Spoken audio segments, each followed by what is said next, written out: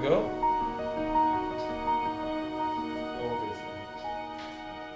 Anything else for me now?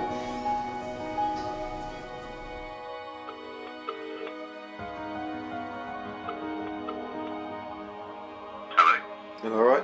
Alright, how you doing? Yeah, I've just been to see Dad, and he's just getting worse. It's just not good. I know Really. he is. I know. So I think we need to get together and do something. But where the hell do you start?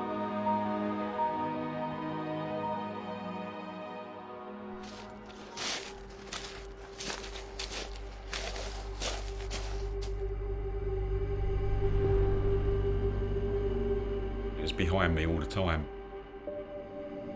but I didn't really realise. I didn't know that I could be close to a heart attack or stroke or anything like that. I wish I'd been told back then. I wish I'd known.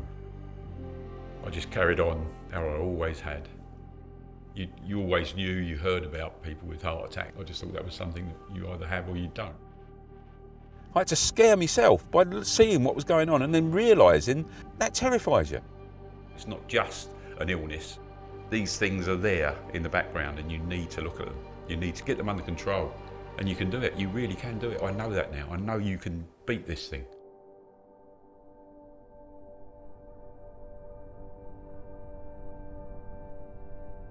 Health is wealth. You know, you haven't got a dime if you don't have your health. We're living in a multi-morbid world now. There's not just one condition, it's multiple conditions you're having to unpick. Humans naturally won't change until it's right there. That's when they'll change, and that chance to be there at that time to influence them is rare. Right, it's now 2 o'clock in the morning. I'm completing my chores around the building. Slightly out of breath now. Templosing, metformin, gliclazide, warfarin, statins, atenolol. Yeah. The problem is when all these things come together, isn't it? Who is looking at the whole picture? What is the problem with his heart? Geoff was the poster boy for metabolic meltdown. Blood pressure was over 200 systolic, and he had atrial fibrillation. He's on warfarin, so he's already got macro and microvascular complications. You know, if we had put Geoff through the ringer at that point, we would have found quite a lot of abnormalities. I suspect that his cholesterol would have been raised. You know, there would have been talk about going on a statin. I reckon we would have found some abnormalities at the liver level, at the coronary artery level. The next step was a full-blown heart attack or stroke, without a doubt. Perhaps I was thinking of downsizing a little bit later on and having a bit more money there. It's not later on, it's a line in the sand, it's now. Yeah, but yeah. There is no later on. That is the problem, isn't it? It's, you know, you'll just keep going and keep going and keep going until suddenly it's not doable anymore. Doctors don't really want to upset patients, but I think patients need to be upset to make a change. I don't mean that like I'm, shouting and crying in the consultation, but they need to know that this is real. This could mean something drastic down the line. Everything from cancer to heart attacks to strokes to dementia to amputation to kidney failure to blindness, impotence, it's all going to be much more likely. Unless we fix this, you are driving right next to the cliff. Where previously you were in the middle of the lane, you've now got a wheel half over the ditch, and it doesn't take much to push you. I just really feel like it's someone else has got to do something. He's a fantastic dad, he's been a brilliant dad, and he's a brilliant granddad. And if we don't do something about it, no one else is going to.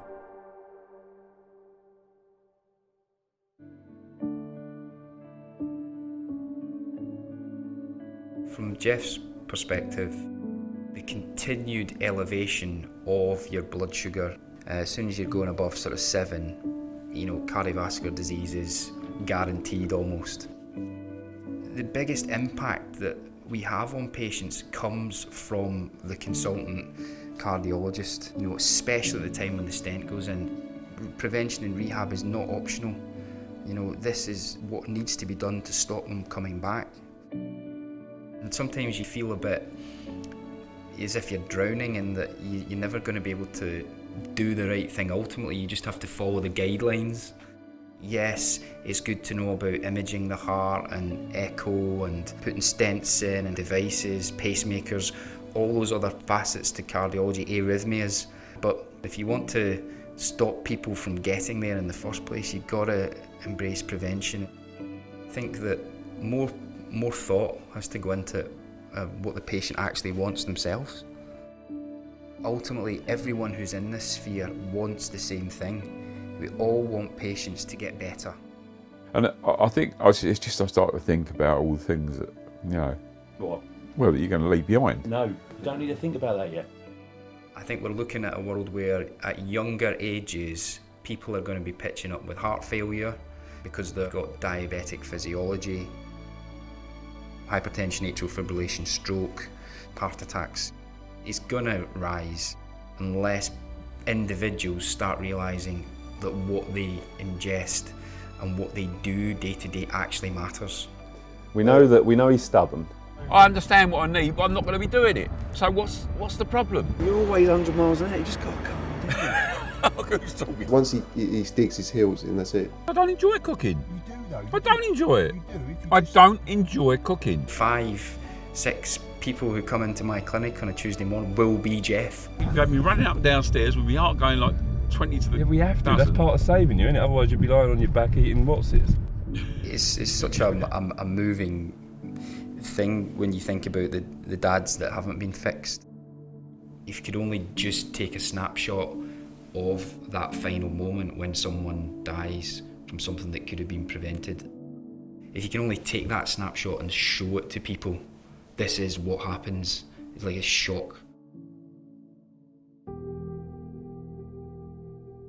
If the boys hadn't done this for me, then there's not a way in the world I would have achieved any of this stuff that I've done. They did things with me, they checked everything, they keep on top of things. It made it possible and doable. When my sons first started taking me out on the bike and trying to get me to do things, I was sort of almost taking it as a bit of a joke, really. I must be complete. Start raving. He's agreed to it. Okay. If you could get prevention and rehabilitation right, we know that there's rapid improvements. It's the same as population level prevention strategies. It's rapid improvements. I would never ever have contemplated even trying. The loss of feeling in my fingers and toes, I mean, that's your warning. You're getting that numbness. This is happening to my body. It's going to stop certain organs in my body from working. Occasionally I see the penny drop patients. This is absolutely glorious. It really is. It's fantastic to do. They leave with more hope or a bit of a glint in their eye that, right, I know what I have to do now. Right, we've got raw frittata for dinner because nobody can turn the cooker on. What have I done? Help, help. It really isn't a sentence to a future dull life, believe me. They go away and then they come back 4 months later and they've lost weight and the bloods look better and you say, see, you could do it. And I think that's something that's really motivational, is activating a patient.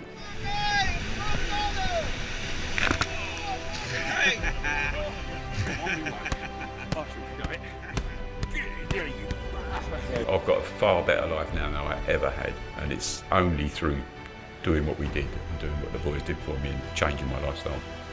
In a very short time, it became more than that. It became something that I knew was making my life better. I was going to do it, and my God, I'm so glad I did.